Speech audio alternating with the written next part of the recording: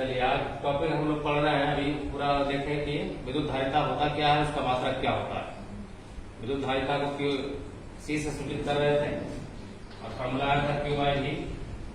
मात्रक आया था इसका फैराड, 1 फैराड बराबर 1 कूलम पर वोल्ट।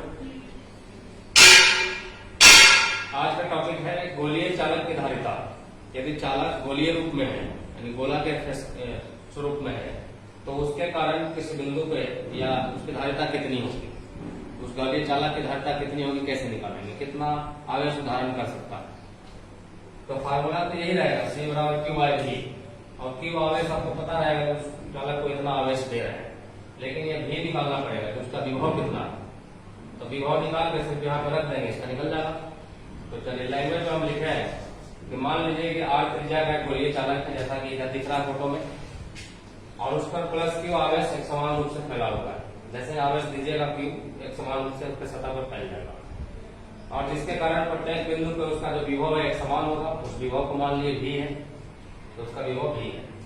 अब चूंकि उस गोले के अंदर या गोले के बाहर कहीं भी आपको विद्युत विभव निकालना है या विद्युत क्षेत्र निकालना रहता था, तो उसके पूरे आवेश को हम लोग मान लेते थे कि उसके केंद्र पे जितना भी आवेश है ऐसा मान के चलिए कि इस बिंदु पे रखा हुआ है। तो उसके कारण जो विभव आता था, इस गोला के कारण भी विभव वही आता था। ये विभव वाले चैप्टर में पढ़े थे हम लोग।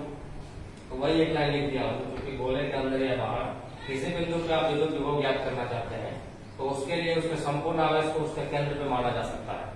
ठीक है। अब देखें कि उसके केंद्र पर जब सारे आवेश को मानते हैं तो उसके सतह पे किसी बिंदु पे विभव कितना है, क्योंकि सतह वाले विभव से ही हम लोग को वैल्यू निकलेगा उसका सी का। सी बराबर क्यू बटा वी लिखें तो ये विभव कहाँ का था, उस गोले के सतह पे था। तो उस गोले के सतह के किसी बिंदु पे हम पहले विभव निकाल लेते हैं और फिर यहाँ रख देंगे तो उसकी धारिता आपको मिल जाएगी। तो अब देखते हैं कि वो कितना होगा।